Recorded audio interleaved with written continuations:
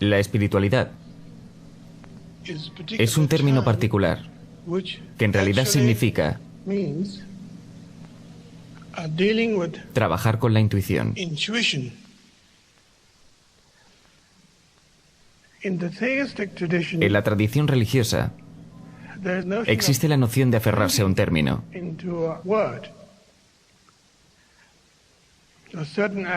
Un acto de fe es considerado desplazando a principios divinos.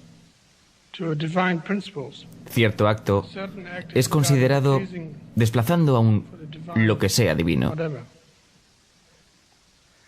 En la tradición laica, sin embargo, es muy claro que la historia no es particularmente importante. Lo que es realmente importante es el aquí y el ahora. Ahora es definitivamente ahora. Intentamos experimentar lo que está a disposición en el momento. No es el punto que gracias a que ese pasado exista, es que pudimos tener el ahora. Esto es ahora. Este mismo momento. Nada místico, simplemente ahora, muy simple, directo. Y desde ese ahora, sin embargo, surge un sentido de inteligencia, siempre, que nos hace actuar con una realidad, uno a uno, punto a punto, constantemente. De hecho, todos experimentamos una precisión fantástica siempre. Pero nos sentimos amenazados por el ahora, por lo que saltamos al pasado o al futuro.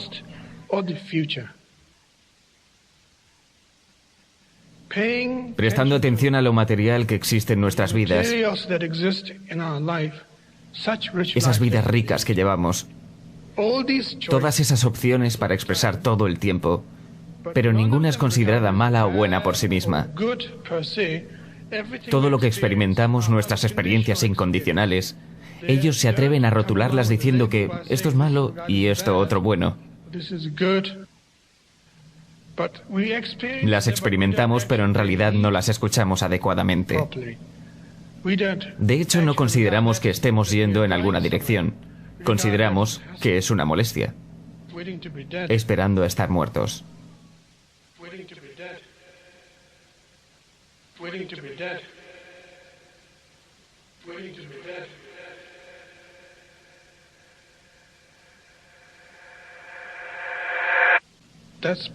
Este es el problema de no confiar en nuestro ahora adecuadamente.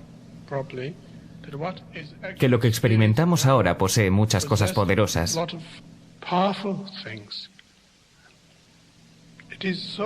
Es tan poderoso que no lo podemos enfrentar. Por lo que tenemos que recurrir al pasado y al futuro todo el tiempo. Quizás sea por eso que buscamos en la religión. Quizás sea por esto que marchamos por las calles. Quizás sea por eso que nos quejamos de la sociedad. Quizá por eso votamos a nuestros presidentes. Es muy irónico y sumamente gracioso.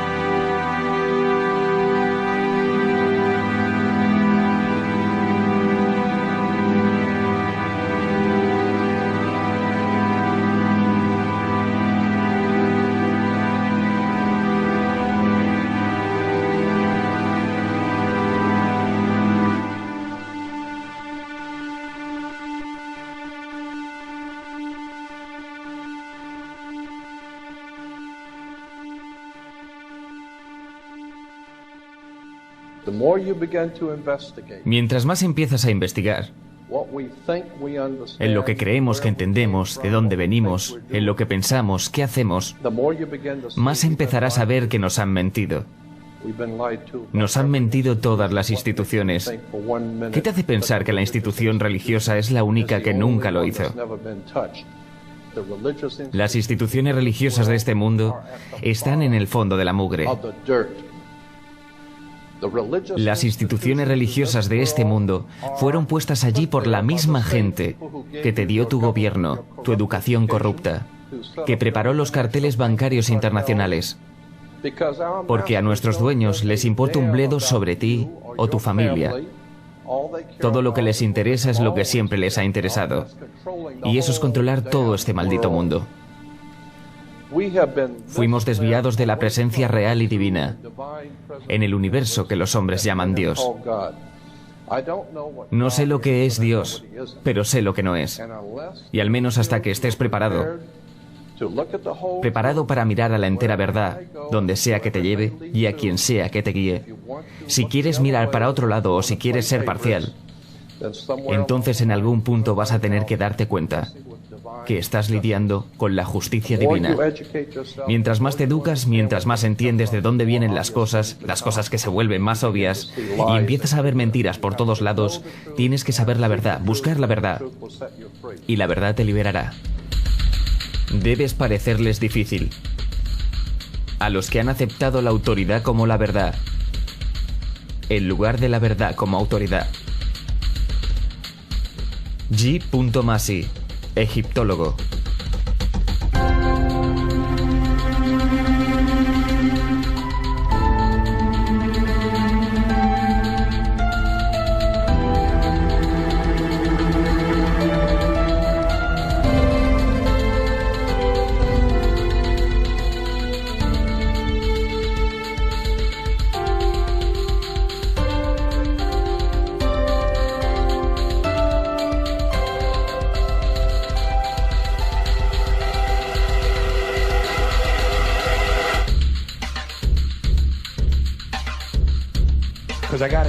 Porque les tengo que decir la verdad, amigos, tengo que decirles la verdad.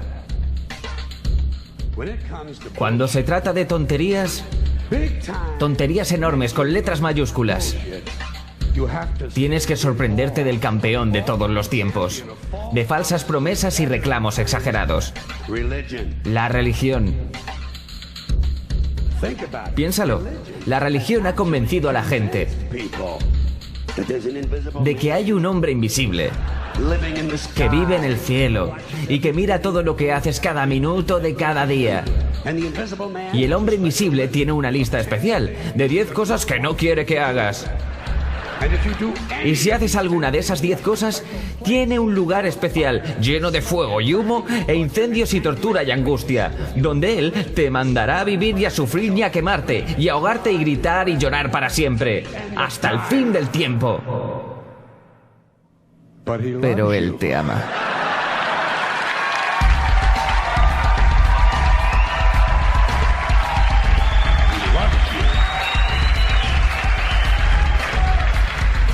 Te ama y necesita tu dinero.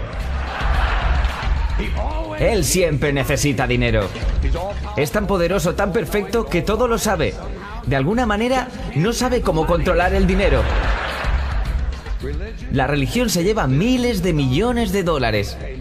No paga impuestos y siempre necesita un poco más.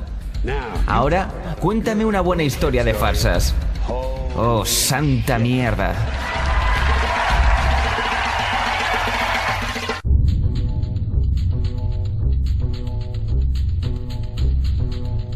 Parte 1. La historia más grande jamás contada.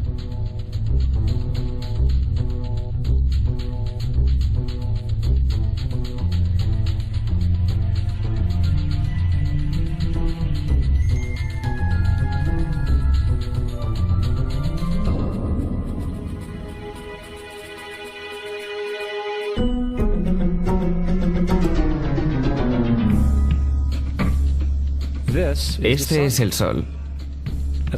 Hace unos 10.000 años antes de Cristo, la historia abunda de grabados y escrituras reflejando el respeto de los pueblos y la adoración por este objeto. Y es simple entender por qué.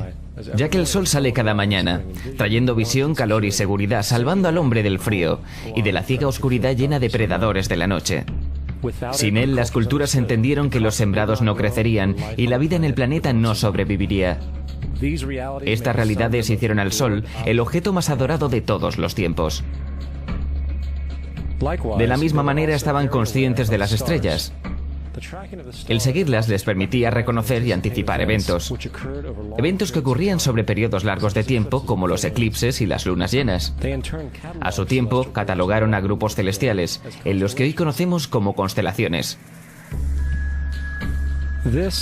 Esta es la cruz del zodiaco, una de las más antiguas imágenes conceptuales en la historia de la humanidad. Refleja el sol cuando pasa figuradamente a través de las 12 constelaciones mayores en el curso de un año. También refleja los 12 meses del año, las 4 estaciones y los solsticios y equinoccios. El término zodiaco se relaciona con el hecho de que las constelaciones fueron antropomorfizadas o personificadas como figuras o animales.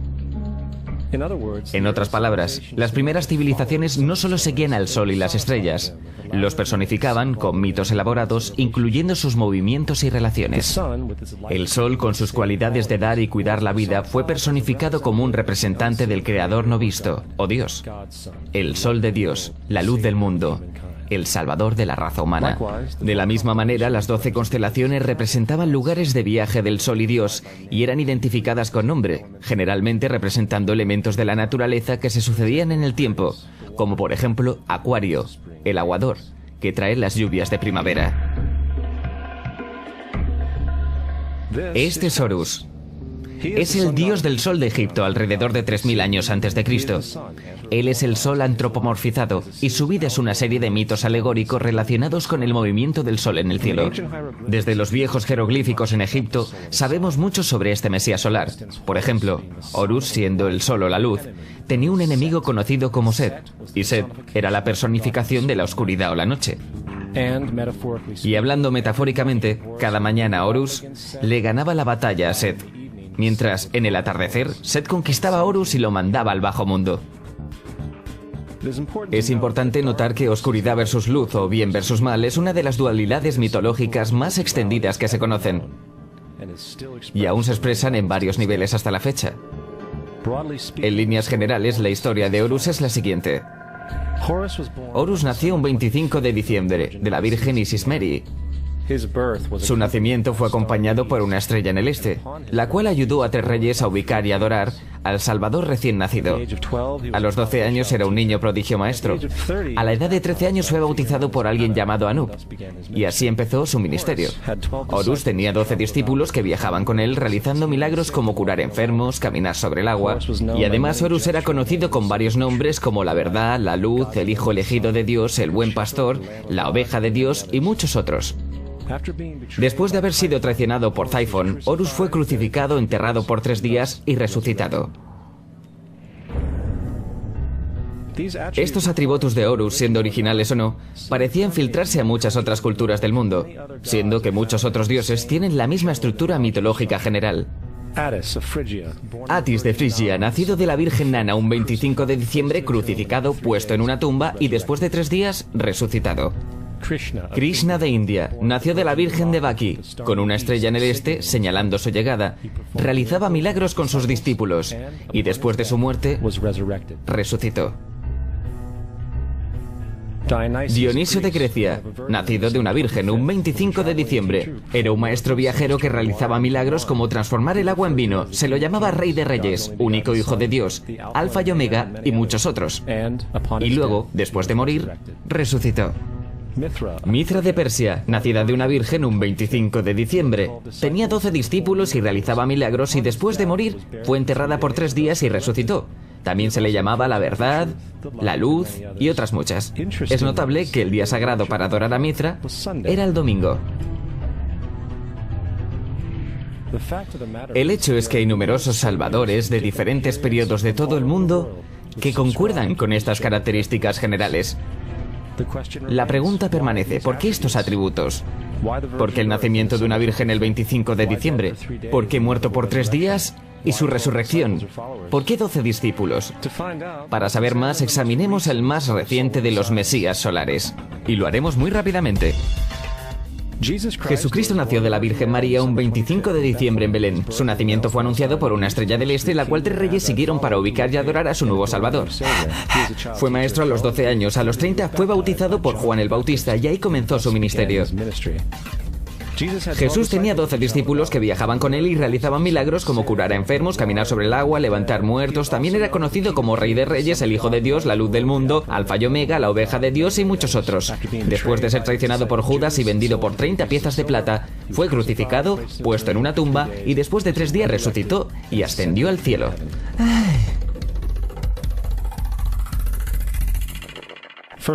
Para empezar, la secuencia del nacimiento es completamente astrológica. La estrella en el este es Sirius, la estrella más brillante de la noche, que el 24 de diciembre se alinea con las 3 estrellas más brillantes del cinturón de Orión. Estas 3 estrellas se llaman hoy, como se llamaban en la antigüedad, los 3 reyes. Los 3 reyes y la estrella más brillante, Sirio, apuntan al lugar donde sale el sol, el 25 de diciembre. Por esto es que los 3 reyes siguen a la estrella en el este, para ubicar la salida del sol. El nacimiento del sol.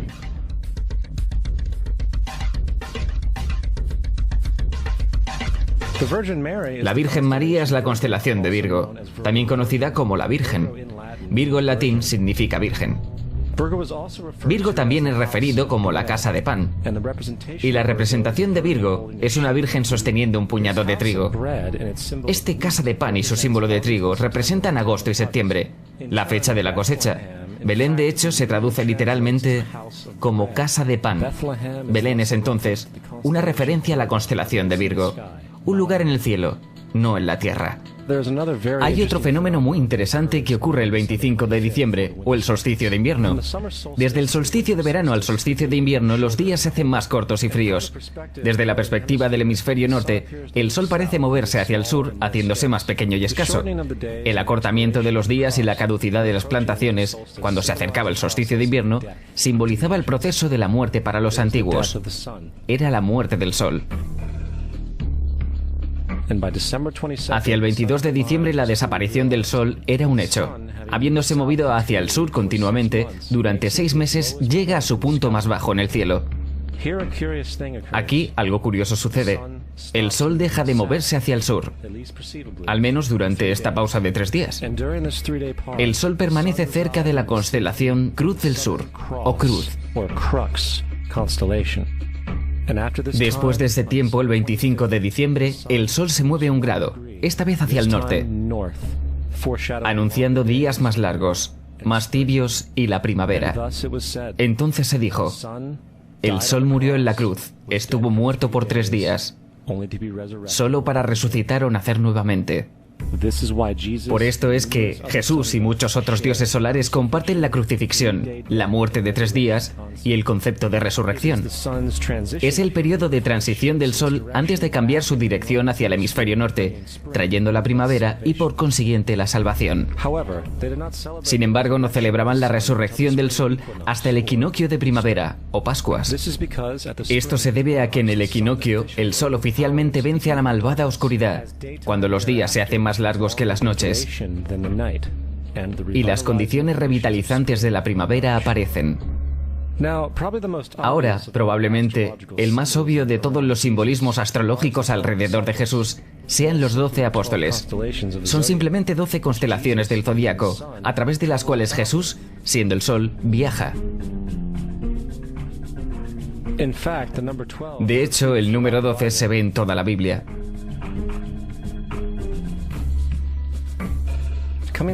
Volviendo a la cruz del zodiaco, la vida figurativa del sol, esto no era solo una expresión artística o herramienta para seguir los movimientos del sol. Era también un símbolo espiritual pagano, que resumido, se veía algo parecido a esto. Esto no es un símbolo de la cristiandad. Es una adaptación pagana, una adaptación de la cruz del zodiaco.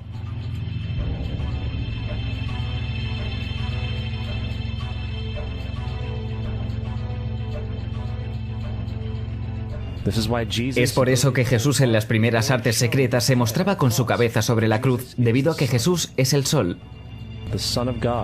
El sol de Dios, la luz del mundo, el Salvador levantado, el que vendrá nuevamente como lo hace cada mañana, la gloria de Dios que defiende el mundo de la oscuridad, el que nace nuevamente cada mañana y puede verse viniendo entre las nubes, alto en el cielo, con su corona de espinas o rayos solares.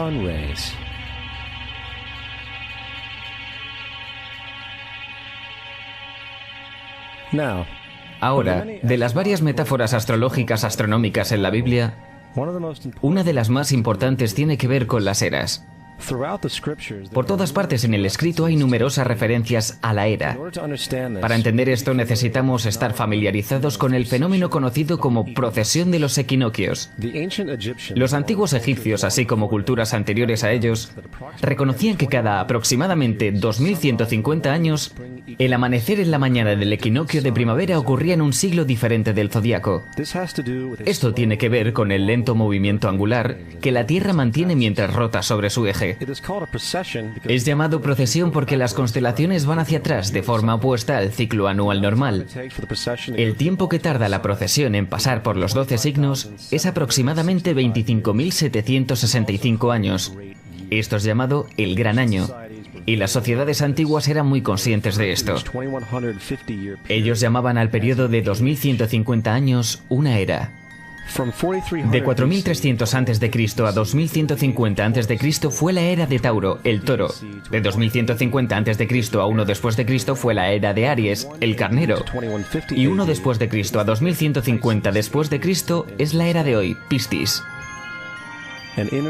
Alrededor de 2150 entraremos en la nueva era, la era de Acuario. La Biblia refleja en líneas generales un movimiento simbólico a través de 3 eras mientras anuncia una cuarta. En el Viejo Testamento, cuando Moisés baja del monte Sinai con los 10 mandamientos, él se enfada al ver a su gente venerando un becerro de oro. De hecho, destroza las placas de piedra y obliga a su gente a matarse entre sí para purificarse. La mayoría de los especialistas bíblicos atribuyen esta ira al hecho de que los israelitas están venerando un ídolo falso, o algo por el estilo. La realidad es que el toro dorado es Tauro, el toro, y Moisés refleja la nueva era de Aries, el carnero. Es por eso que los judíos aún soplan del cuerno del carnero. Moisés representa la nueva era de Aries, y en la nueva era, todos deben dejar la vieja era. Otros dioses también marcan estas transiciones como Mitra, un dios precristiano que mata al toro simbolizando lo mismo. Jesús es la figura que acompaña a la era que sigue Aries, la era de Piscis o de los 2 peces. El simbolismo del pez abunda en el Nuevo Testamento. Jesús alimenta a 5.000 personas con pan y 2 peces. Cuando él comienza su ministerio caminando en Galilea, se hace amigo de 2 pescadores que lo siguen. Y creo que todos hemos visto el pez de Jesús detrás de los autos. Pocos saben qué significa realmente. Es un símbolo astrológico pagano del reino del sol, durante la era de Piscis. También el supuesto nacimiento de Jesús es esencialmente el principio de esta era. En Lucas 22:10, cuando a Jesús le preguntaron sus discípulos dónde serían las próximas Pascuas cuando él se hubiera ido, Jesús contestó: cuando entren a la ciudad contemplen, ahí encontrarán a un hombre. Él sostendrá un cántaro. Síganlo a la casa donde entre. Este escrito es uno de los más reveladores de todas las referencias astrológicas. El hombre llevando el cántaro de agua es Acuario, el aguador, que siempre está dibujado como un hombre echando agua desde un cántaro. Él representa la era que sigue a Piscis. Y cuando el sol deje la era de Piscis, irá a la casa de Acuario, ya que Acuario sigue a Piscis en la precesión de los equinoccios. Todo lo que Jesús está diciendo es que después de la era de Piscis, vendrá la era de Acuario. Ahora, todos hemos escuchado acerca del final del tiempo y el final del mundo. Aparte de la representación caricaturesca del libro de las Revelaciones, la fuente principal de esta idea viene de Mateo 28:20, donde Jesús dice: «Estaré contigo hasta el fin del mundo». Sin embargo, en la versión del Rey James, mundo es una mala traducción, entre otras muchas malas traducciones. La verdadera palabra usada es aeón, que significa era. Estaré contigo hasta el fin de la era. Lo cual es cierto, ya que la personificación cristiana solar de Jesús terminará cuando el sol entre en la era de Acuario. Todo el concepto del fin del tiempo y del fin del mundo es una alegoría astrológica mal interpretada. Digámosle eso ahora a alrededor de 100 millones de personas solo en América que creen que el fin del mundo se acerca. Más aún, el personaje de Jesús como híbrido literario y astrológico es más explícitamente un plagio del dios del sol egipcio Horus. Por ejemplo, inscrito hace alrededor de 3.500 años en las paredes del templo de Luxor en Egipto hay imágenes de la anunciación de la concepción de Inmaculada, el nacimiento y la adoración de Horus. Las imágenes comienzan con Tau, anunciando a la Virgen Isis que concebirá a Horus. Luego Nef, el Espíritu Santo, impregna a la Virgen. Y después el alumbramiento y la adoración. Esta es exactamente la historia de la concepción milagrosa de Jesús. De hecho, las similitudes literales entre la religión egipcia y la religión cristiana son asombrosas.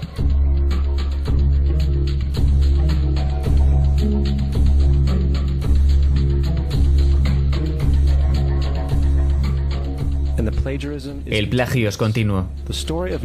La historia de Noé y el arca de Noé está tomada directamente de la tradición. El concepto de la gran inundación es común a través del mundo antiguo, con más de 200 declaraciones diferentes citadas en distintos periodos y etapas. Sin embargo, no se necesita demasiado para encontrar una fuente precristiana en la épica de Gilgamesh, escrita en 2600 a.C. Esta historia habla de una gran inundación mandada por Dios, un arca que salvó animales, e incluso el envío y retorno de una paloma, todos comunes con la historia bíblica, junto con muchas otras similitudes. Y también la historia plagiada de Moisés. Cuando Moisés nació, se dijo que fue puesto en un canasto y dejado flotando en un río. Todo eso para evitar el infanticidio. Más tarde fue rescatado por una hija de la realeza y criado por ella como un príncipe. Esta historia de un bebé en un canasto fue copiada directamente del mito de Sargón de Akkad, alrededor de 2250 a.C.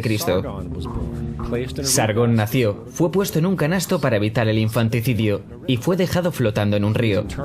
Él fue rescatado y criado por Aquí, una comadrona real. Aún más, Moisés es conocido como el dador de leyes, el dador de los 10 mandamientos, la ley de las tablas. Sin embargo, la idea de una ley que es pasada de Dios a un profeta en una montaña es también un tópico muy viejo. Moisés es solo un dador de leyes, dentro de una larga lista de dadores de leyes de la historia mitológica. En India Manú es el gran dador de leyes. En Creta Minos ascendió al monte Dicta, donde Zeus le dio las leyes sagradas. Mientras que en Egipto estuvo Mises, que llevó las placas de piedra donde se escribieron las leyes de Dios. Manu, Minos, Mises, Moisés. Y en cuanto a los 10 mandamientos, fueron sacados completamente del encanto 125 del libro de los muertos egipcios. Lo que el libro de los muertos rezaba: no he robado, se convirtió en no robarás. No he matado, se convirtió en no matarás. No he mentido, se convirtió en no levantarás falso testimonio, y así sucesivamente. De hecho, la religión egipcia es probablemente la primera base fundacional para la teología judeocristiana. Bautismo, vida después de la muerte, juicio final, nacimiento por virgen y resurrección, crucifixión, el arca de la alianza, circuncisión, salvadores, sagrada comunión, el diluvio, Pascua cristiana, Navidad, Pascua judía y muchas más. Son todo atributos de ideas egipcias creadas mucho antes que el cristianismo y el judaísmo. Justino Mártir, uno de los primeros historiadores cristianos y defensores, escribió: cuando decimos que Jesucristo, nuestro Maestro, fue concebido sin unión sexual, fue crucificado y muerto y resucitó y ascendió al cielo, no proponemos nada distinto de lo que crees con respecto a lo que estimamos sobre los hijos de Júpiter. En otro escrito, Justino Mártir dijo: Él nació de una virgen. Acepta esto. Junto con lo que crees de Perseo. Es obvio que Justino y otros cristianos antiguos sabían cuán similar era la cristiandad respecto a las religiones paganas. Sin embargo, Justino tuvo una solución. Según él, el diablo lo hizo. El diablo tuvo la previsión de venir antes que Cristo y crear estas características en el mundo pagano. Cristiandad fundamentalista fascinante. ¿Esta gente realmente cree que el mundo tiene 12.000 años? Realmente le pregunté a uno de estos tipos, ok, ¿y los fósiles de dinosaurios? Me contestó, ¿fósiles de dinosaurios? Dios los puso ahí para probar nuestra fe.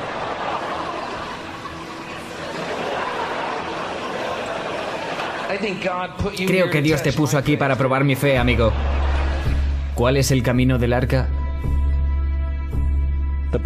La Biblia no es nada más que un híbrido literario astroteológico, como casi todos los mitos religiosos anteriores.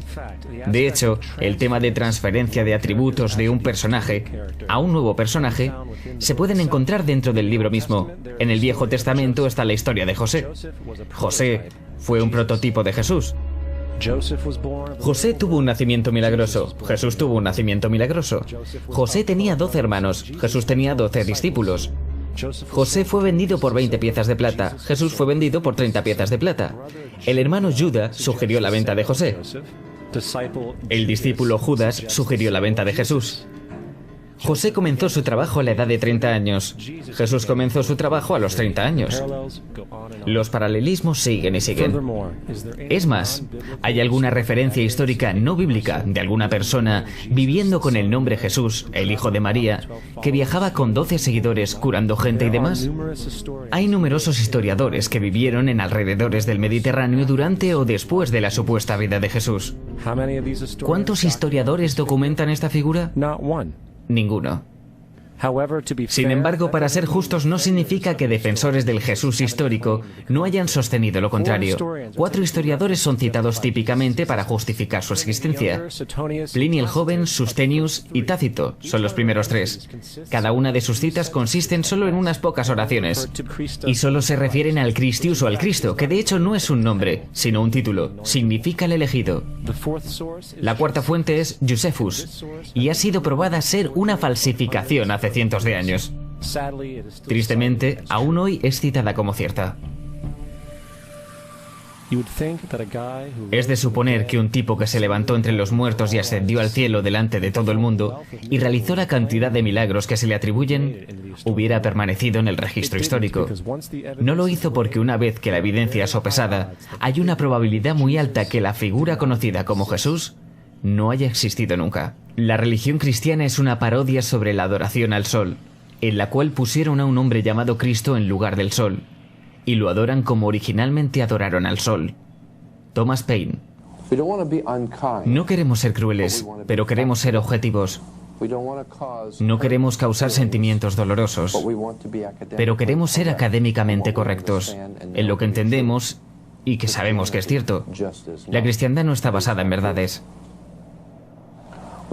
Encontramos que la cristiandad fue de hecho nada más que una historia romana, desarrollada políticamente. La realidad es, Jesús fue una deidad solar de la secta cristiana agnóstica, y como todos los otros dioses paganos, era una figura mítica. Fue el sistema político que buscó crear la figura de Jesús para tener control social. Por el 325 después de Cristo en Roma, el emperador Constantino convocó al Consejo de Nicea. Fue durante esta reunión que las políticamente motivadas doctrinas cristianas fueron establecidas y donde empezó la larga historia de derramamiento de sangre y fraude espiritual. Y por los siguientes 1600 años, el Vaticano mantuvo un control político sobre toda Europa, conduciendo a periodos felices como la Edad Oscura, junto con iluminados eventos como las Cruzadas y la Inquisición.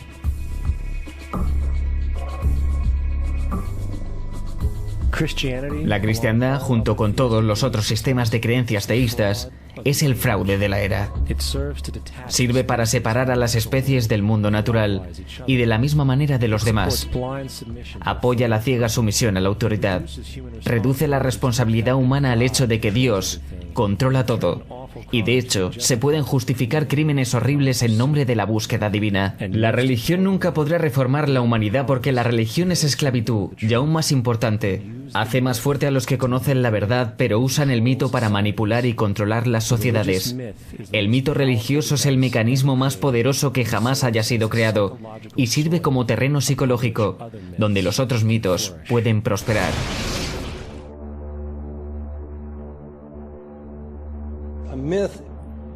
Un mito es una idea que, aun siendo popularmente creída, es falsa.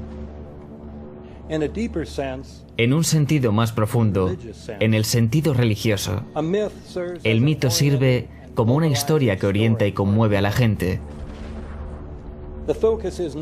El foco del mito no es la relación de la historia con la realidad, sino con su función. Una historia no puede funcionar a menos que sea creída como cierta, por la comunidad o por la nación. No es tema de debate que algunos tengan el mal gusto de cuestionar la veracidad de tal historia sagrada. Los cuidadores de la fe no entran en debate con ellos. Ellos los ignoran o denuncian como blasfemos. Es erróneo, blasfemo y pecaminoso que usted sugiera, insinúe o ayude a otra gente a llegar a la conclusión de que el gobierno de los Estados Unidos haya matado a 3.000 de sus propios ciudadanos.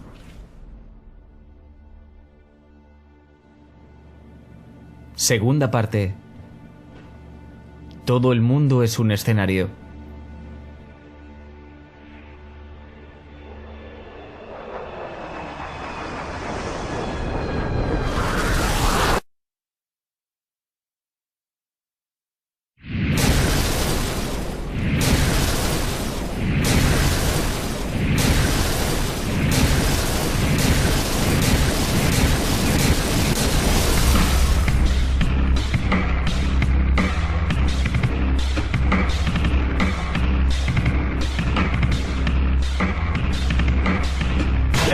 Como si un equipo de demolición hubiera volado, como cuando se demuele un edificio viejo. Luce como cuando un edificio viejo está siendo dinamitado a propósito y explotado. Cualquiera que alguna vez haya visto un edificio siendo demolido a propósito, sabe que si uno va a hacer esto, tiene que llegar hasta la subinfraestructura del edificio para poder demolerlo. La forma en que esta estructura está colapsando es algo que fue colocado. No es accidental que la primera torre haya colapsado y la segunda torre haya colapsado exactamente de la misma manera. ¿Cómo lograron esto? No lo sabemos. El edificio se transformó en polvo. No encuentras un escritorio, ni una silla. No encuentras un teléfono, una computadora. La pieza más grande de un teléfono que encontré era la mitad del teclado y era así de grande. ¿Qué pasó con el hormigón? El hormigón fue pulverizado. De río a río, este polvo, 2 o 3 pulgadas de ancho. El hormigón fue simplemente pulverizado. Todos hemos visto varias veces en televisión cuando un edificio es destruido intencionalmente, con explosivos para derribarlo. Es como si tuvieran detonadores dispuestos para derrumbar el edificio. ¡Bum, bum, bum, bum, bum, bum! Escuché una explosión secundaria. Fue una explosión muy fuerte. Hubo una explosión secundaria. Y luego el correspondiente colapsó. Tumbó a todos los demás. Para mí sonó como una explosión. Sonó como disparos. Y de repente 3 explosiones tremendas. Escuchamos una gran explosión y entonces la parte superior del edificio simplemente explotó. Vimos algún tipo de explosión. Gran explosión. Fuimos hacia el 8º piso. Cuando llegamos al lobby, esta gran explosión, el lobby lucía como si una bomba hubiese explotado ahí. Enormes explosiones, ahora nos llueven escombros. Hubo una tremenda explosión. Tremenda explosión que todos escuchamos y sentimos. Acabamos de ser testigos de algún tipo de explosión. Una muy ruidosa ráfaga explosiva. Una explosión secundaria, torre 110. Hay algún otro tipo de bomba explotando. Él piensa que había explosivos que fueron colocados en los edificios.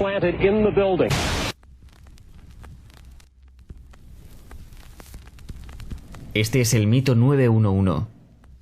19 secuestradores dirigidos por Osama Bin Laden tomaron 4 jets comerciales con navajas y evadieron el sistema de defensa aéreo.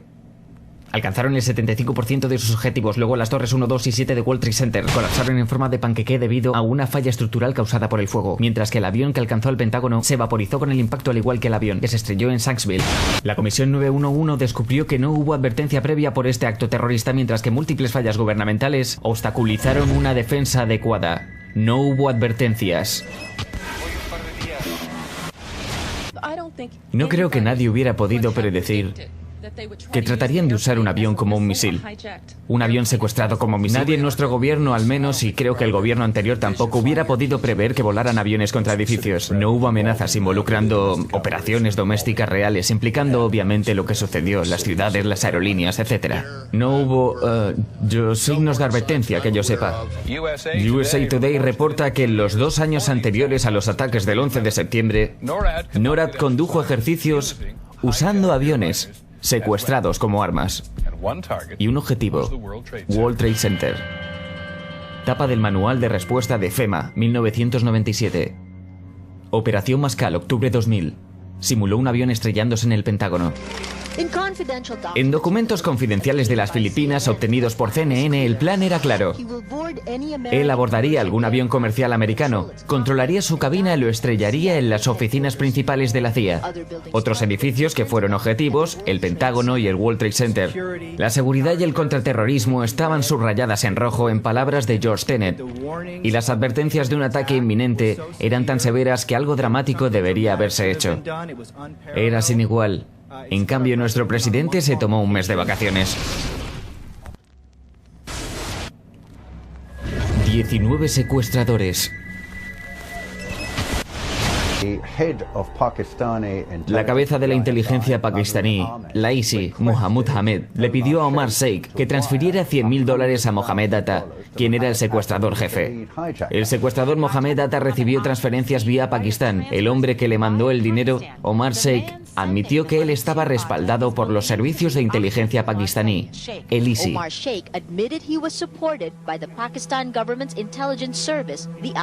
Nunca se investigó por qué el general Hamed ordenó que se le enviaran $100.000 a Mohamed Atta. En la mañana del 11 de septiembre, oficiales del gobierno estaban desayunando con el general Hamed en Washington. La comisión del 9/11 consideró el financiamiento de los ataques como de poco significado práctico en su reporte oficial. Aunque nos han dicho que 4 o 5 de los supuestos secuestradores estaban en cada uno de los aviones, entonces sus nombres deberían estar en la lista de pasajeros. Pero las listas que fueron publicadas no contenían ni los nombres de los supuestos secuestradores, ni ningún nombre árabe. Sabemos que los hombres que supuestamente fueron los secuestradores tenían sus casas, sus coches, tarjetas de crédito, pagas del gobierno de los Estados Unidos, eran agentes intrusos. La evidencia fue también aparentemente colocada. El pasaporte de uno de los secuestradores del vuelo 11 fue supuestamente encontrado entre los escombros. Pasa a través de una bola de fuego, a través del costado del avión, y cae hasta el suelo sin un rasguño. Pero algo pasó. Por 6 meses reportaron que tenían este pasaporte. ¡Hey, lo tenemos! ¡Tenemos la prueba! Y entonces el tipo aparece y estaba todavía vivo. Varios de estos 19 hombres todavía están vivos. No podía creer cuando el FBI me puso en su lista. Dieron mi nombre y mi fecha de nacimiento, pero yo no soy un suicida, estoy aquí. Estoy vivo, no tengo ni idea de cómo hacer volar un avión. Al menos 6 de los secuestradores están aún vivos. El FBI hasta el día de hoy no ha corregido su lista. No hay ninguna evidencia de que alguna vez haya conectado a alguno de los secuestradores con Osama Bin Laden. Osama Bin Laden. Por supuesto, estamos detrás de Saddam Hussein. Quiero decir, Bin Laden. Enero de 2001. La administración de Bush ordena al FBI y agencias de inteligencia detener las investigaciones relacionadas con la familia Bin Laden, incluyendo 2 parientes de Osama Bin Laden, que vivían, adivinen dónde, en Falls Church, Virginia, vecinos del cuartel central de la CIA. Cuando él ya era el criminal más buscado de América, según se dice, estuvo 2 semanas en un hospital americano en Dubái. Fue tratado por un doctor americano y lo visitó el agente local de la CIA. No hemos visto ni una pieza de evidencia que conecte a Osama Bin Laden directamente con las fases del planeamiento del 11 de septiembre. Este fracaso en la provisión de pruebas luego se dijo que fue innecesario porque Bin Laden, en un vídeo supuestamente encontrado en Afganistán, admitió su responsabilidad por los ataques. Esta confesión versión es ahora citada como prueba. Pero el hombre en el vídeo tiene la piel más oscura, pómulos más grandes y nariz más ancha que Osama Bin Laden en todos los otros vídeos. Otra vez, una evidencia plantada. En 1976, el hermano mayor de Osama, Salim Bin Laden, contrató a un hombre con el nombre de Jim Bugs en Texas para manejar todas las inversiones en los Estados Unidos de la familia Bin Laden. Jim Bugs también resulta ser casi un viejo amigo y antiguo piloto de la Guardia Nacional de George Bush. Las conexiones entre los Bush y los Bin Laden se vuelven mucho más claras cuando George H. Bush hizo viajes a Arabia Saudita en 98 y 2000 para encontrarse con la familia Bin Laden, representando a la compañía del grupo Carlyle. George Bush estaba en una reunión con un hermano de Osama, Safin Bin Laden, en la mañana del 11 de septiembre, en representación del grupo Carlyle. El grupo Carlyle es uno de los contratistas de defensa más grandes del mundo. Continúa amasando ganancias debido a la guerra contra el terrorismo.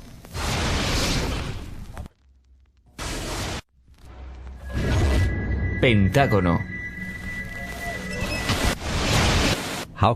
¿Cómo puede alguien volar un avión de 60 toneladas, 38 metros de ancho y 13 metros de alto, a través de este camino de obstáculos? La aeronave, antes de chocar en el Pentágono, realizó un giro de 270 grados hacia abajo en espiral. Y sin embargo, Hani Hanjour era conocido por ser un terrible piloto que no podía volar ni siquiera un avión pequeño. A él no le importaba el hecho de que no pudiera mantenerse en un curso. Hasta el día de hoy estoy sorprendido de que haya podido volar hasta el Pentágono. Él no podía volar en absoluto. Empleado de la escuela de vuelo. No hay asientos, ni equipajes, ni cuerpos. Solo ladrillos y piedra caliza. La explicación oficial es que el intenso calor del combustible del jet vaporizó por completo el avión. El vuelo 77 tenía dos motores Rolls-Royce, hechos de aleaciones de acero y titanio, y su peso era de 6 toneladas cada uno. Es científicamente imposible que esas toneladas de acero y titanio fueran vaporizadas por combustible de avión. Nos han dicho que los cuerpos pudieron ser identificados, ya sea por sus huellas digitales o su ADN. Entonces, ¿qué clase de fuego ha vaporizado aluminio y acero templado y, sin embargo, deja intactos restos humanos? Desde mi inspección de cerca, no hay evidencia de que ningún avión haya impactado en ningún lugar cercano al Pentágono. Y como dije, los restos se pueden ver lo suficientemente pequeños como para ser levantados con la mano. Poco tiempo después del impacto, agentes del gobierno levantaron escombros y se los llevaron. Luego todo el área fue cubierta con polvo y grava. De modo que la poca evidencia forense que hubiese quedado fue literalmente cubierta. Los vídeos de las cámaras de seguridad que mostrarían qué es lo que realmente impactó el Pentágono fueron inmediatamente confiscados por agentes del FBI. El Departamento de Justicia hasta el día de hoy se ha negado a publicarlos.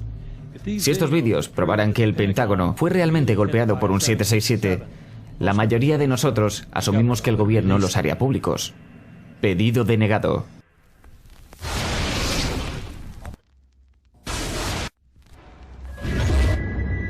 Shanksville. Parece como si no hubiera nada allí, excepto un hoyo en el suelo. Básicamente eso es correcto. Lo único que se veía desde donde estábamos era un pozo humeante y algunos árboles rotos. Se podía ver gente trabajando, caminando alrededor del área. Pero por lo que pudimos ver, no ha quedado mucho. ¿Alguna parte del avión? No, no había nada. Nada que pueda distinguir que un avión se estrelló ahí. Avión comercial accidentado en Nigeria. Vuelo 93, estrellado en Shanksville.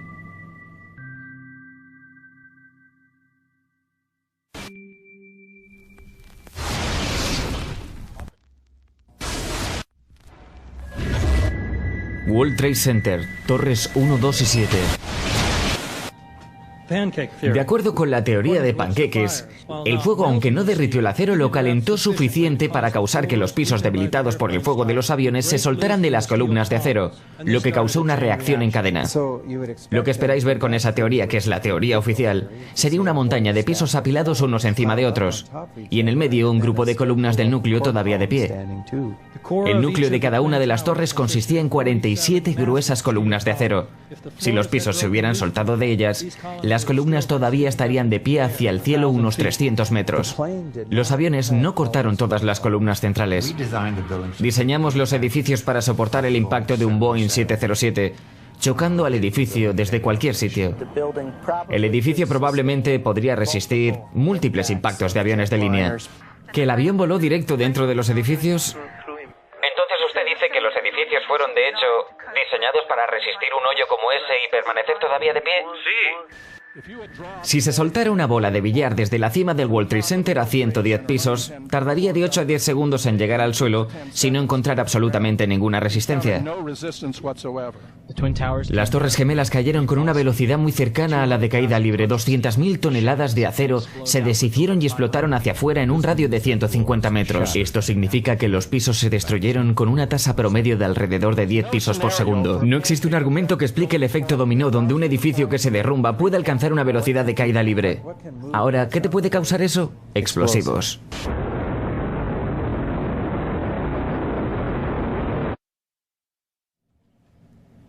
«47 columnas enormes de acero interconectadas.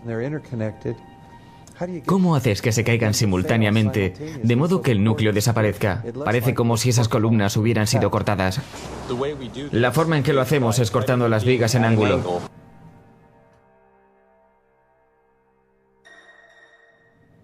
Columnas del núcleo después del colapso. Fíjese en la forma del corte y el metal derretido. Comencé a pensar en el acero derretido, en los 3 edificios, en los escombros de ambas torres, en las áreas del subsuelo del edificio 7. Estaban estos charcos de metal derretido. Durante 6 semanas después del colapso, fueron documentadas zonas calientes a 1100 grados en los escombros. Eso es 260 grados más caliente que el combustible de un avión. Bajas y puedes ver acero derretido. Acero derretido deslizándose por los rieles, como si estuvieras en una fundición, lava, un volcán. El acero derretido fue encontrado 3, 4 y 5 semanas después, cuando los escombros estaban siendo quitados. Él dijo que también fue encontrado acero derretido en el World Trade Center 7. Entonces, miro los informes oficiales. ¿Qué dicen sobre el acero derretido? No dicen nada. Esperen un minuto. Esto es una evidencia importante. ¿De dónde vino? La termita es tan caliente que simplemente corta el acero. Acero estructural, por ejemplo, como un cuchillo corta manteca. Los productos son hierro derretido y óxido de aluminio, que se extiende como polvo. Mira las enormes nubes de polvo.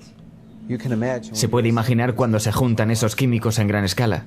Dr. Stephen Jones, profesor de física. A través de un análisis del metal derretido y las microesferas ricas en hierro encontradas en el polvo, el Dr. Jones encontró rastros exactos no solo del metal explosivo termita, sino también debido a su alto contenido en azufre. Sabemos que es una marca patentada para la industria de la demolición. Placas de hierro derretido debajo del edificio 7, ni siquiera fue golpeado por un avión. Parte del problema es que la gente no conoce mucho sobre el edificio 7, debido al extraordinario secreto que rodea a su derrumbamiento. Este es un rascacielos de 47 pisos. Este edificio cayó a las 17:25 horas. No fue golpeado por un avión. Este edificio solo tenía incendios en 1 o 2 pisos. Y fue derrumbado por lo que sabemos. Fue una demolición controlada. Justo como en una demolición, se hundió en el medio y entonces el edificio simplemente se fue. Se fue abajo. Primero vuelan una de las columnas centrales para que el edificio se caiga por sí mismo. El edificio 7 tuvo la clásica falla. Sus columnas centrales fueron voladas primero, de modo que no sufrirán daños estructurales los edificios que se encuentran a algunos pies de él. La explicación del gobierno de los 3 derrumbamientos fue el fuego. Nunca antes del 11S un edificio se derrumbó a causa del fuego. Las características de ese derrumbamiento encajan en el modelo de demolición controlada. Por cierto, ¿mencionamos los explosivos del sótano? ¿Ocurrieron segundos antes del choque del primer avión? Nuestra oficina estaba en el nivel B1. Estaba hablando con el supervisor a las 8 de la mañana y de repente escuchamos ¡boom! Una explosión tan fuerte que nos levantó. Y vino desde el sótano, entre los niveles B2 y B3. Y cuando iba a expresarlo en palabras, escuchamos ¡boom! El impacto del avión arriba. Estaba caminando por el pasillo principal del edificio. Y ahí fue cuando me tumbó. Quiero decir, el impacto de la explosión me tiró al suelo. Y ahí fue cuando todo empezó a suceder. De repente hubo otro impacto y las placas de hierro se cayeron de nuevo y las luces también. De ahí fuimos a la torre 2 del World Trade Center. Y de repente todo empezó a pasar de nuevo. Algo más nos golpeó contra el suelo. Se sintió ahí en la base, los pisos se hundían, todo lo que estaba sucediendo. Digo, conozco gente que murió en el sótano, conozco gente que se quebró las piernas en el sótano, gente que tuvo cirugía reconstructiva porque todo le golpeó en la cara. NORAD. De acuerdo a los procedimientos operacionales estándar, si un controlador de vuelo del FAA nota algo que sugiera un posible secuestro, el controlador contactaría a sus superiores. Si el problema no se soluciona en aproximadamente un minuto, los superiores llaman a NORAD. NORAD manda jets de combate para que averigüen qué sucede. NORAD llama a la base de la Fuerza Aérea más cercana que tenga jets en alerta. Generalmente las intercepciones se hacen dentro de los 10 minutos, pero en este caso, más de 80 minutos pasaron antes de que los jets despegaran. Es una anomalía increíble. Ni un avión de la Fuerza Aérea mueve una rueda hasta que es muy tarde. No hay ni un jet. ¿Y si hubieran estado tan confundidos? Confundidos a propósito que no pudieran responder. La razón por la que no sabían a dónde ir fue que una cantidad de solapados y conflictivos ejercicios de juegos de guerra estaban desarrollándose. Incluían la aparición de puntos falsos en el radar bajo las pantallas de los radares del sector noroeste de defensa aérea. Hola, Boston Center TMU, tenemos algunos problemas aquí. Tenemos una aeronave secuestrada que va hacia Nueva York. Necesitamos que nos manden algunos F-16 o algo así, dennos una mano. ¿Es el mundo real o un ejercicio? Había otro ejercicio, Guerrero Vigilante, que era de hecho, según una fuente de NORAD, un secuestro a un vuelo en el mismo momento. Con solo 8 aviones de caza disponibles. Tenían que ser enviados a pares. Estaban tratando con 22 posibles secuestros el día del 11 de septiembre. No podían separar los ejercicios de guerra de los verdaderos secuestros. En 2000, NORAD logró interceptar en 67 ocasiones el 100% de efectividad. El 11S fallaron 4 veces. La mañana del 11S, Dick Cheney estaba a cargo de todas las órdenes de NORAD desde el búnker de comando bajo la Casa Blanca. En al menos uno de los ejercicios de guerra llevados a cabo esa mañana, un escenario era de aviones estrellándose contra edificios. Comisión del 11S. Página 172. El gobierno de los Estados Unidos no ha podido determinar el origen de los fondos usados en los ataques del 11S. En definitiva, la pregunta es de poco significado práctico. Las autoridades americanas no pudieron encontrar la fuente de los fondos. Y entonces, la más increíble y poca honesta declaración. En definitiva, la pregunta es de poca importancia. Es de enorme importancia.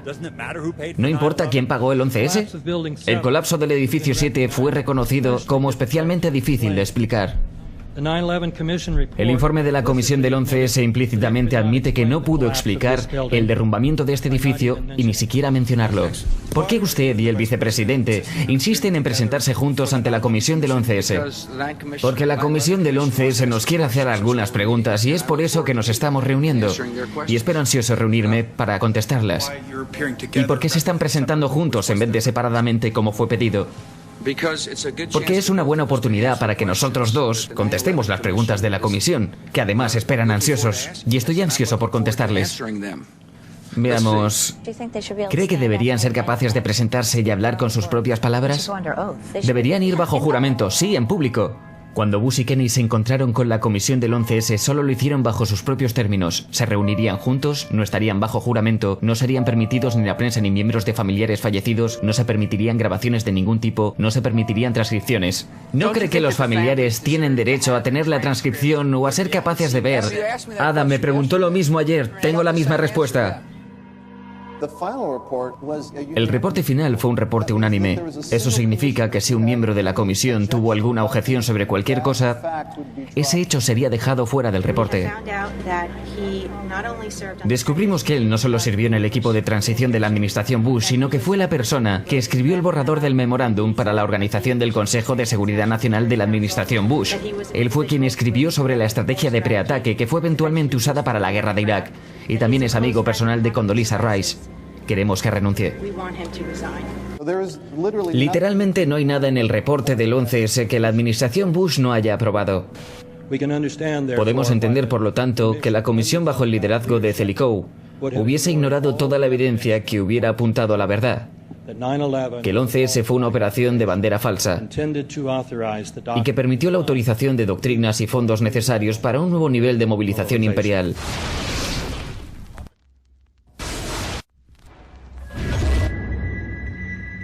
Terrorismo. Definición. Terrorismo, uso sistemático del terror, que se manifiesta con violencia o intimidación para generar miedo. Armados con armas químicas, biológicas y nucleares. Fanáticos, terroristas, 11 de septiembre. Asesinos del 11 de septiembre, terrorista. Al-Qaeda, armas nucleares, terrorista. 11S, error, malvado. 11 de septiembre, terrorista. Terror. Guerra contra el terrorismo y peligro. 11 de septiembre, terrorista. Guerra contra el terrorismo, terrorista. Error, terrorismo, terrorista. Terror. 11 de septiembre, terrorismo, error. Guerra contra el terrorismo global, error, terrorismo. 11 de septiembre, guerra contra el terrorismo. 11 de septiembre, error. Armas de destrucción masiva. 11 de septiembre. Terrorismo. Terroristas. Amenaza terrorista. Químicas, biológicas y nucleares. Fanáticos. Terroristas. 11 de septiembre. Asesinos del 11 de septiembre. Terrorista. Al-Qaeda. Armas nucleares. Terrorismo. Terror. 11 de septiembre. Terrorismo. Las palabras son repetidas hipnóticamente. Terrorismo, terroristas, amenaza terrorista y, por supuesto, se cree que está vinculado con Al-Qaeda. Pero ¿es esto llamado guerra al terrorismo, que está en nuestras caras prácticamente todo el tiempo, como el foco ineludible de nuestra existencia? Un día nuestros nietos mirarán hacia nuestro tiempo y preguntarán, ¿cómo se ganó la guerra al terror? La clase gobernante entera, la élite gobernante, ve al terrorismo como el medio preferido. De hecho, el único medio para generar cohesión social, proveyendo una imagen enemiga para que la sociedad se mantenga unida. De acuerdo con la teoría neoconservadora de Carl Schmitt, se debe tener una imagen enemiga para tener una sociedad, y eso es algo muy peligroso porque la sociedad entera cree que el orden político, los partidos, la vida intelectual y la política en general están basados en un mito monstruoso. El 95% de todos los sospechosos de terrorismo son liberados sin cargos. Eso sí, solo después de aparecer en la portada para que usted lo vea. Amenaza terrorista. Pura mierda. Terrorismo 2. Técnica usada por los gobiernos para manipular la opinión pública con el fin de promover un plan. Mira lo que la CIA ha hecho en este país. Lo que nos han hecho es increíble. Mira los actos terroristas que ocurrieron. La CIA estuvo involucrada en la mayoría, o en todos ellos. Tenemos los cuarteles de los marines, la embajada en Kenia. Tuvimos Pan Am 103, tuvimos USA Call, la ciudad de Oklahoma, el World Trade Center en el 93. Con ayuda de los terroristas voló el World Trade Center la primera vez. Ellos tenían las bombas, ellos tenían sus licencias de conducir. El informante, sí, el informante llamó a Salem, un oficial de la Armada egipcia de 43 años. A él le fue asignado preparar una bomba y entonces fue a su jefe. Su jefe en el FBI le preguntó, ¿vamos a poner una bomba falsa ahí, no? Y el jefe contestó, no, vamos a poner una bomba real. El FBI fue el que llevó a cabo el ataque del World Trade Center en el 93. Ellos contrataron a Amal Salem y le pagaron $1 millón. Y le dieron explosivos reales, un detonador, y le dijeron que construya una bomba y se la diera a los tontos que él mismo controlaba, para permitirles atacar el complejo del World Trade Center. Desafortunadamente para ellos hubo solo 6 personas muertas. No fueron suficientes para aprobar leyes contra el terrorismo.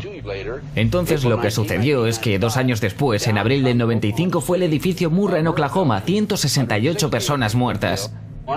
Un año después, las leyes antiterrorismo fueron aprobadas, las cuales eliminan muchos de nuestros derechos constitucionales y libertades civiles.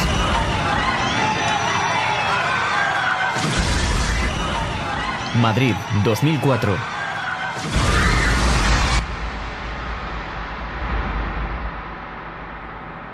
Londres, 2005. 3 trenes y un autobús fueron bombardeados, matando a 56 personas. Esa mañana justamente se estaba desarrollando un ejercicio antiterror que se ocupaba de el mismo escenario con bombas, en exactamente las mismas estaciones de trenes. a la misma hora. Estábamos de hecho ejecutando un ejercicio para una compañía de unas 1000 personas en Londres, basado en bombas simultáneas que explotarían precisamente en las estaciones de trenes que fueron afectadas esa mañana. Todavía siento los pelos de la nuca parados.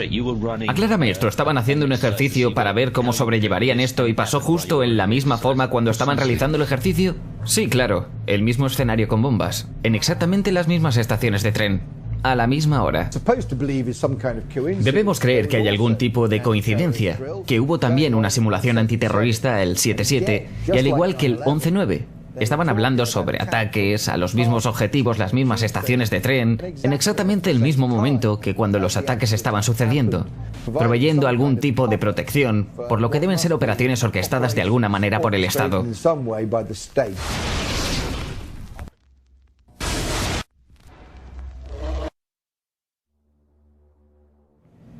La verdad del 11S.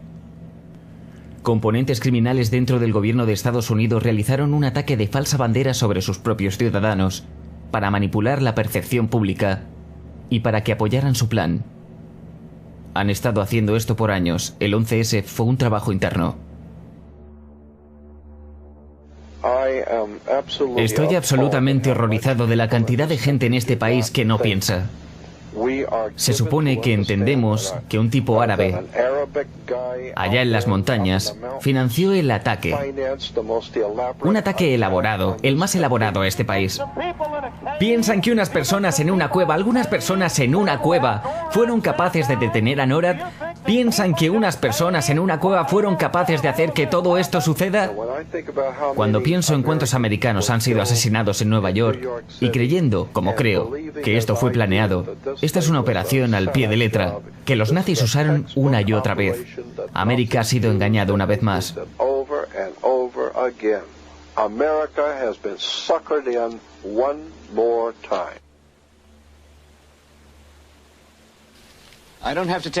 No tengo que decirles que las cosas están mal, todo el mundo sabe que están mal. El dólar cuesta monedas, los bancos se están quebrando, los vendedores guardan un arma bajo el mostrador. Los punks corretean salvajemente en las calles y no hay nadie en ningún tipo de sitio que sepa qué hacer. Sabemos que el aire no es apto para respirarlo y que la comida no es apta para ser comida. Nos sentamos mirando nuestra tele local mientras algún locutor nos dice que hoy ha habido 15 homicidios, 63 crímenes violentos, como si esa fuera la forma en que debe ser. Sabemos que las cosas están mal, peor que mal, es una locura. Es como si todo en todos lados estuviera enloqueciendo, así que nos salimos más, nos sentamos en casa y lentamente el mundo se vuelve más pequeño y todo lo que decimos es por favor, al menos déjanos tranquilos en nuestra sala de estar, déjame tener mi tostadora, mi televisión, mi radio y no diré más. Solo déjennos tranquilos. Bueno, no voy a dejaros tranquilos. Quiero hacerles enfadar. No quiero que protesten, no quiero que escriban a los miembros del Congreso, porque no sé qué decirles que escriban. No sé qué hacer sobre la depresión, la inflación y los rusos y el crimen en las calles. Todo lo que sé que es primero es que deben enfadarse. Tienen que decir, soy un ser humano, maldita sea. Mi vida tiene valor.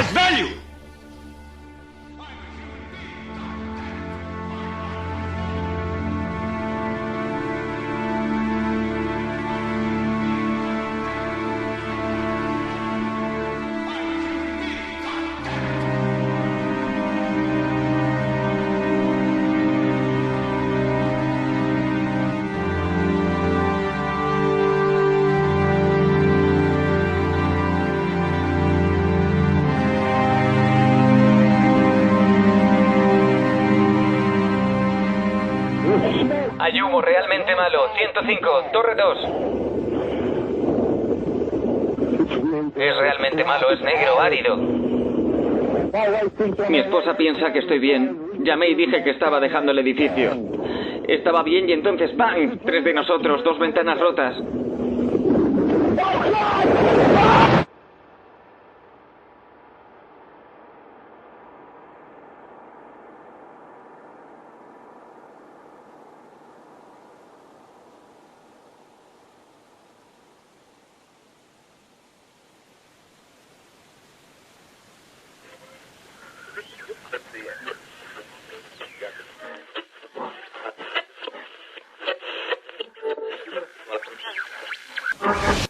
Cuando las hostilidades comenzaron en Europa en el 1939, era evidente que el pueblo de Estados Unidos no tenía intenciones de entrar en la guerra. Pero ellos creían que este país podría entrar en la guerra, de la misma manera que habíamos entrado en la última. Ellos planearon, primero, preparar a los Estados Unidos para una guerra externa, bajo el pretexto de la defensa estadounidense. Segundo, involucrarnos en la guerra paso a paso, sin que lo notáramos. Tercero, crear una serie de incidentes que nos forzarnos al conflicto en cuestión. Estos planes serían, por supuesto, cubiertos y asistidos por su poderosa propaganda. Nuestros cines pronto se vieron llenos de obras que mostraban la gloria de la guerra. Las noticias perdieron toda semblanza de objetividad y han usado la guerra para justificar la restricción del poder del Congreso y la asunción de procedimientos dictatoriales de parte del presidente y de sus allegados. Una campaña del miedo fue inaugurada. No podemos permitir que las pasiones naturales y prejuicios de otras personas lleven a nuestro país a la destrucción.